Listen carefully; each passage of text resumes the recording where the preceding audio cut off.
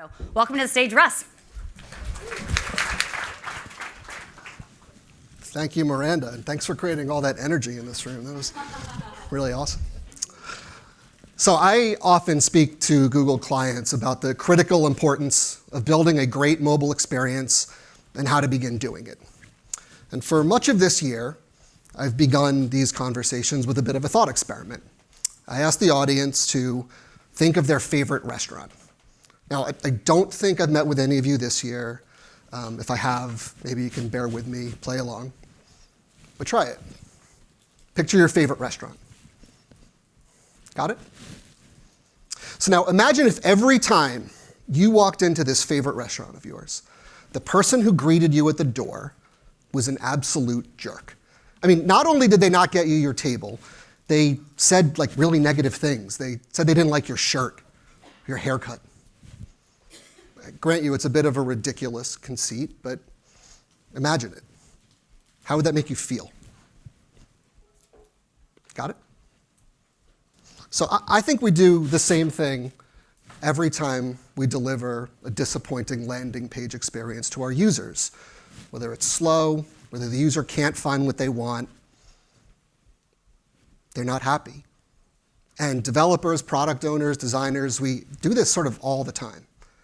Now, if you think back to the restaurant and this kind of a thing happened to you, some of you would stay, right? I mean, you love the restaurant. They make your favorite dessert, so you're going to stay, right? But I bet some of you would go, right? I mean, I know for me, I'd have to really, really, really like that dessert to listen to criticism of my haircut. I mean, seriously, I'm not working with much up there.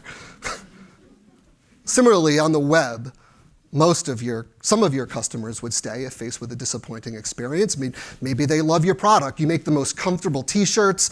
I gotta get them. Or maybe they're just patient. But we know if faced with a disappointing experience, a slow page, they can't find what they wanted to do, many users are gonna leave. The data tells us, and you heard this before, that 53% of users will leave if the page doesn't load in 3 seconds. And we know, and we heard this as well, users are becoming more and more demanding all the time. They want more assistive, more personalized, faster experiences. The fact is, actually, it's increasingly clear that not only if faced with a disappointing experience will a user not convert in that session, it'll affect their perception of your brand. They'll go tell a friend about it. They may never come back. The stakes are pretty scary, right? On a much lighter note, who here has been to Disney World or Disneyland? So I went about 5 years ago with my daughter, and I loved it. I loved it almost as much as when I was a kid, but sort of for different reasons. Almost a decade ago, Disney executives realized that they had a problem on their hands, though. The happiest place on earth was still making plenty of money, don't worry. But a key metric, guests' intent to return, was falling precipitously. And if you think back to that time you went to Disney World or Disneyland, you probably remember a show or meeting a character, sitting on a great ride, or even seeing it for the first time through your child's eyes like I did. But you also probably remember long lines, waiting, to get into Space Mountain, to get into the park itself. You were enduring a bad user experience. Now, it may not have ruined it for you. It didn't ruin it for me. But it was affecting visitors enough that first-time visitors were signaling to Disney by a rate of about 50% that they were not planning to return, not going to come back. A stat first reported by Austin Carr in the magazine Fast Company. Had to cite that, right, Miranda? So Disney did something about it. They got the smartest people in the company together. They put together a plan. And I do commend this article in Fast Company to you because the ideas were amazing. Complete modernization of the park experience, making it faster, more assistive, even more personalized, world-class in every single way. Now, a few of those ideas are live and in production right now, as we might say. But most of them aren't. What happened? Well, as Carr tells it, the full-blown future, as it so often does, failed to arrive. Why? The reason, it wasn't for lack of ideas, it wasn't for lack of budget, Wasn't even for lack of talent. The reason the project fell so far short of its ambitions was that the organization, Disney, wasn't designed to deliver an experience that stretched across so many silos. And I'm here to tell you, based on meetings I've had over the last few years with companies just like yours, so many of them, Disney is in no way alone. My conclusion is this. As we all work to improve the performance of our sites and apps and develop amazing user experience across our entire portfolio and every channel with which we engage with our customers, the single biggest impediment is organizational design and culture. Let me put that another way. If you want to deliver a fast and performant site, if you want to be good at data and measurement, you want to delight your customers, the most important ingredient is to evolve the way you organize yourself around these goals and make them everyone's responsibility. Don't just take my word for it, though. I mean, you should, you're here, you might as well, right? But you don't have to. Harvard professors have written about this, industry leaders from every vertical you could think of have commented on it, and companies like McKinsey and Deloitte have actually studied this. In McKinsey's study on design-focused companies, McKinsey went so far as to say that those that organize themselves in ways that produce and sustain great customer experiences grow 32% faster than their peer set and return 56% greater shareholder value. That's the type of evidence that I think is pretty tough to ignore. But before we get to solutions and recommendations on how these companies are doing it, let's take a moment to consider why so many companies are missing the mark, even those sort of small disruptors that we all think of as getting things right. I'm going to quickly go through my observations on that, where many are falling short. After that, we'll talk about some ways that you can bring these practices back into your organization. And last, we'll talk about some of the companies that are actually getting it right. So I tend to see 4 core cultural or structural items that serve as the key obstacles to building and sustaining great user experiences. And the first is lack of interest from leadership. Now, this is sort of simple. I'm not going to go into too much depth on it. But in short, senior leaders are often not focused enough on building out or designing an organization that's capable of sustaining a great customer experience. And look, I'm not saying that these executive teams don't care about it. They do. They want to deliver a fast and performant site. They're just not recruiting the right talent. They're not organizing themselves in a clear way or articulating a really clear vision to those within the organization on why this stuff is important. Now, many of us in this room are not running large organizations, I assume anyway, but there are things that you can do to bring some best practices back into your corner of the organization and influence accordingly. And we'll talk some more about those. The second big thing that we tend to see, Miranda teed this up, is organizational silos. And what kind of presenter would I be if I didn't illustrate this point by showing you guys a picture of an actual silo? The thing is, though, we do see this all the time. We've seen it for years. I recently worked with a company that develops multiple apps. And one of the product ownership team, the app development team for one of those apps, they just didn't talk that much with the product owners and developer teams that worked with another one of those apps. I met recently with another company that has these great design engineering and product teams that work on the product detail pages, and equally great product engineering and design teams that work on the pages for conversion. But again, these two teams that really work on the bookends to a typical customer journey just don't engage much with one another. Now, there are reasons that companies were built up in this fashion. There are not really great reasons, however, that these functions exist in ways where walls are between them. So they're not collaborating closely for the benefit of their end customer. They're not doing the things necessary to create that single, consistent brand experience across the entire channel, across every channel. One of the most decorated US military veterans in recent history is named General Stanley McChrystal. After he retired from the military, McChrystal's written a number of books. None of them talk about user experience or page speed. But they do dwell pretty heavily on leadership and organizational design, because in order to run a military organization, in order to defend your country, you need to have a pretty well-oiled machine on your hand. After leaving Iraq, where McChrystal led special forces, he wrote a book called Team of Teams. And in it, he talks about how one day he realized something. In conventional terms of military strategy, his teams, his forces, were winning nearly every battle. And yet, somehow, we were still losing the war. So Russell studied why. He realized that at a certain point, troops would come back with a valuable piece of intelligence. But before an analyst could actually get their hands on it, it sat in a closet for 3 weeks, rendering it obsolete. Sometimes an analyst would settle on a really critical military target, but by the time that information went up the chain of command and back down to the troops in the field, terrorists were long gone. As the management writer Greg Seitel observed, the connections between McChrystal's teams were broken. So he pivoted. He began to inspire the team to have a shared purpose.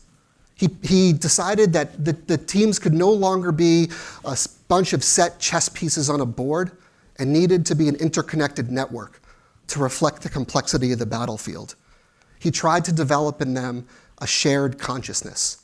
And this, Seitel says, and a lot of the military says, is how McChrystal became a revered leader. I think there's some great lessons here, ones that are applicable to us, to our complex world of omni-channel retail and digital ecosystems, and we can learn a lot from what's going on in the military. The third big area I tend to see is inconsistent KPIs. And you'll often hear me say that strong organizational design is just as important to measurement strategy as it is to customer experience. And this is a really critical theme because the two tend to go hand in hand. You can't produce great experiences or identify the right KPIs without great measurement tactics or deep insights around your data. And so one of the downstream impacts we tend to see of silos or poor internal communication tends to be inconsistent KPIs across an organization. And it is something we see quite frequently. I saw it recently with an organization with whom we were doing an audit of their user experience. And we noticed one of the teams, their goal was to increase consideration among their customers. So they wanted scale, right? They wanted more users to consider purchasing the product. And a different team, working on the same funnel, their goal was to increase conversion rate. So they wanted efficiency. And if you think about it, if you think about these two metrics, these two goals, scale versus efficiency, you'll realize they're mathematically at odds. And it stems from individuals doing what they're good at, teams being assigned to the thing that they're supposed to care about. But what happens is what UX changes you might make following an engagement with Google or a consulting organization, what spending decisions you might take from a marketing standpoint, they might be prioritized differently, depending on which one of those, scale versus efficiency, is more important to the organization. Now, you can see pretty easily how this might manifest itself in when a company launches a marketing campaign. The product marketing team might say, we need a video to create an emotional connection with our consumers, obviously. And the developer team might respond, but that video is going to cost us a lot of load time. Interactivity is going to suffer. How's the user ever going to convert in the first place? Now, the thing is, I actually don't know who's right in that argument. I'm not sure. But what is clear is that there are misaligned KPIs between those two organizations. And that's a big problem because it creates a lack of clarity within the company. It can create inefficiency. It can even create rivalry. The fourth big issue we see is really this stuff is just plain hard. It's not that organizations and leaders make this active choice to ignore what's necessary to deliver best-in-class user experiences. And if you're getting that idea from all the examples we put up earlier today, that's not the intent. Everyone wants to deliver a great user experience, but it's hard. And too often, we end up with that homepage that auto-scrolls through every single product the company makes. And that's not a good experience for anyone. Ultimately, it's hard to build that structure, that alignment, to do what's right, that collaborative spirit and muscle memory to help deliver a best-in-class experience. And again, don't just take my word for it. Let's look at one company that's really tried to think about this evolution and consider their experience in doing so. And that company is Foot Locker. The CIO, Pawan Verma, said in an interview with CMO Magazine that Foot Locker's digital transformation efforts were triggered once they realized that customers were at a level of digital sophistication where they no longer differentiated between in-store experiences and .com. And so their work became centered on people, process, technology, and culture, and reshaping each of those things in service of the end customer. Now, according to CMO, this indeed meant breaking silos throughout Foot Locker on departments you might not think needed to work together, including IT, merchandising, customer experience. The goal was to get all of them on the same page and working toward one end goal.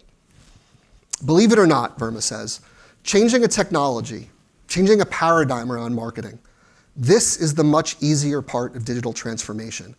Culture change, that's much harder. That's the strongest muscle we had to build. And he's right.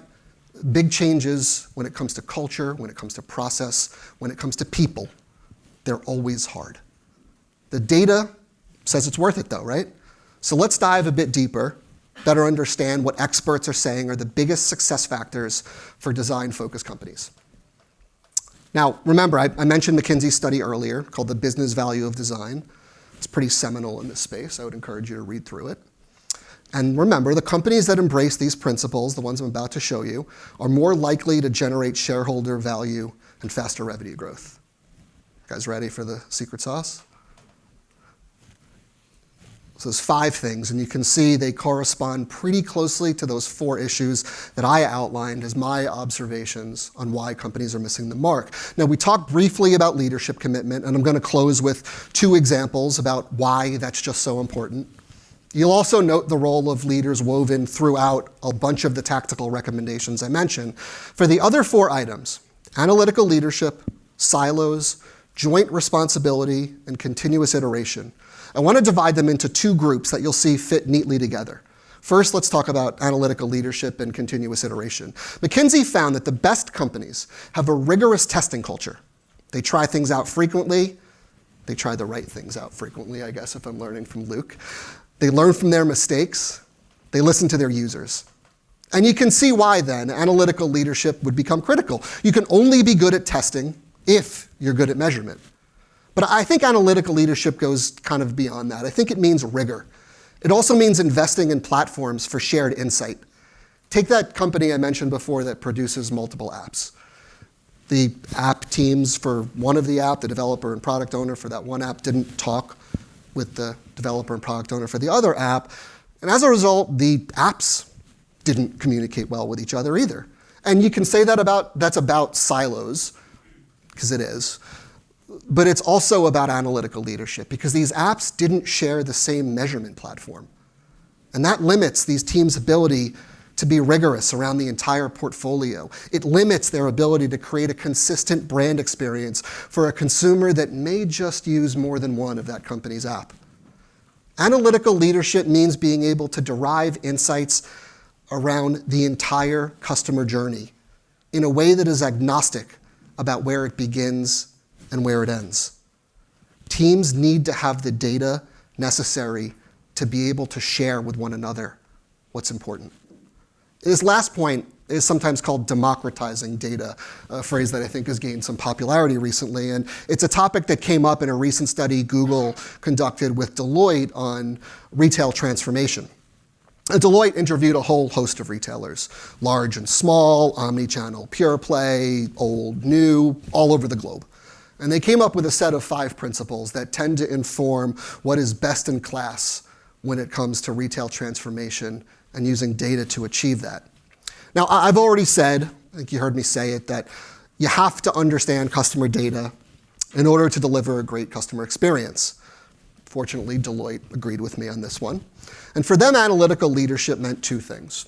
First, experiment, experiment, experiment.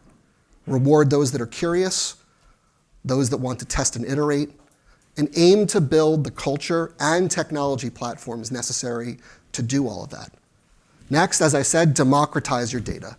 Again, you need a combination of the right platforms and the right culture to get this right. But the key thing, no individual team should own data as a resource.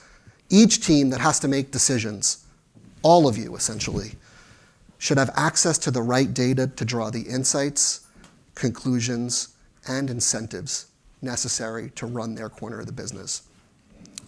Now, I want to return to the McKinsey analysis because this last point dovetails with a really critical principle of theirs. And it's whether it's speed, whether it's data, whether it's user-centric design, customer experience, whatever is important to your company, these all need to be everyone's responsibility. And silos, they do us no favors in this regard. Tactically, Deloitte found 3 ways that best-in-class retailers are aiming to limit silos and foster joint responsibility. 1, have a clear and well-communicated vision of why data or user experience is important. 2, leadership has to set the example with decision-making that is informed by data and especially by user behavior. 3, and I love this one, I think it's one that companies often miss, align incentives to your intention. Best-in-class retailers are really, really deliberate about the KPIs they set. And it's critical that these KPIs inspire collaboration within the company. Again, you can see the role of strong leaders woven throughout this, but these are not ideas that begin and end with the C-suite or your SVPs. I manage a team of just 4 people. I could do a much better job on this stuff. And I can use that collaborative practice to influence throughout Google with other teams with whom we partner. Ultimately, Deloitte said, the majority of retailers interviewed were able to diagnose issues in the user experience that caused customers to abandon journeys, but few have built the organizational and technical agility to optimize user experience based on customer behavior. We need to get better. Here's one idea. It's actually a pretty simple, elegant one, I think. It comes from Rob Brown, the global CMO of BBVA Compass. It's a bank that Forrester has awarded Best Banking App to 2 years in a row. So I think they kind of know what they're talking about. Brown says, we will not start a project without the triangle in place. The triangle is design and data in one corner. The business owner needs to be there, as well as technology and engineering. And by not start a project, Brown means you won't get funding for your project unless these 3 groups are aligned on the goals. KPIs. Now, this sort of project-based approach is one simple, elegant way, I think, to enforce the breakdown of silos within your company. Walmart's one of our clients that's really learned the hard way about the need to embrace many of these concepts in order to improve the customer experience and deliver large business results. I recently interviewed a technology VP at Walmart named a non-contractor. And she explained to me some of the keys to their digital transformation, which is real. She told me about the way various departments at this company of over 1 million employees, let that sink in, 1 million employees work there, and how they needed to begin to move in lockstep, to share goals, regardless of whether you focus on the store or the online experience. She said it was a journey. About 10 months of really hard work went into defining these things from a customer angle and translating them into objectives. A lot of alignment was needed. Now we all understand how the customer funnel works, and we all have a similar set of high-level goals. I've taken a lot from my conversations with Anand at Walmart. While I haven't done an in-depth analysis of Walmart or spent days observing how the company operates, I don't work for McKinsey, I just quote them. 3 things stood out to me in speaking with her. 1, leadership appointed a chief customer officer. I think this is important. It's someone whose job it is to align everyone around the customer journey. 2, executives gave functional leads the authority to look after and improve the in-store and online journey because they all share this same goal of increasing gross merchandise value. They share a KPI. And it's interesting, I think that KPI, if you think about it, kind of helps solve for that scale versus efficiency problem I articulated before. 3, all who play a role in product releases have a monthly review. And this is kind of similar to the BBVA example. They bring analytical rigor to those reviews, they share the same KPIs, and by having them, they reduce the impact of silos throughout Walmart. Now, Walmart has this challenge of massive scale. I'm not sure it's a challenge that you all can relate to. You may work for a large company, but many of us still sit in a small part of that company and don't have to work with 1 million employees. So I want to take us back to a more intimate environment. Let's go back to that restaurant we started with.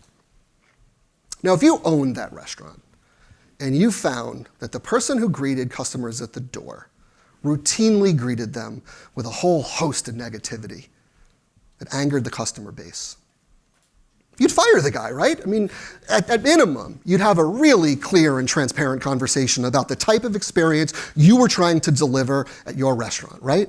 I mean, this stuff wouldn't be that hard, would it? In reality, I actually think that's a bit of an oversimplification.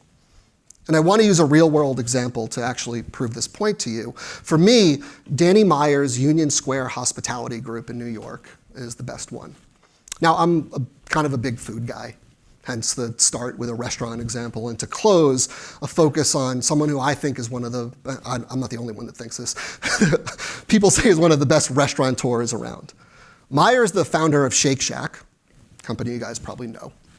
But before that, he built a reputation in the industry, not just for producing great restaurants, but also, and more relevant to this conversation, for his unyielding focus on what he calls enlightened hospitality, which started at his first restaurant, one that many still think is his best, Union Square Cafe. Hospitality's not our end goal, Meyer says. Being essential is. If one of our restaurants closes, I want people to say, something just went missing in my life. A quick side note, I have no concept how you measure that. What I do know is that when one of his restaurants closed for an unpublicized renovation, a makeshift memorial went up near the restaurant where loyal customers left condolences about how much they'd missed the place. This kind of thing doesn't really happen overnight, right? It happens because everyone shares that goal of being essential, from the server to the line cook to the sommelier to that host, and especially the hiring team, because this is about a culture that Meyer has worked hard to cultivate over many years, an effort from top to bottom and everywhere in between to ensure that the customer always leaves happy. He says, I guarantee you, the decision to return has almost everything to do with how did we make you feel. That's the challenge Disney faced, right? I think at times it's the challenge that every one of our companies faces. And what I love about Danny Meyer is that he's spent decades aiming to perfect an organizational design, a set of processes, a culture, for the purpose of just making that customer happy, to get them to come back to his restaurant. He knows it's not entirely about the food. It's never just about the food or your product, right? He knows, like I do, as I hope all you guys do too, that in order to create and sustain a great customer experience, you have to put in place the right culture, the right incentives, and the right organizational design. Thank you.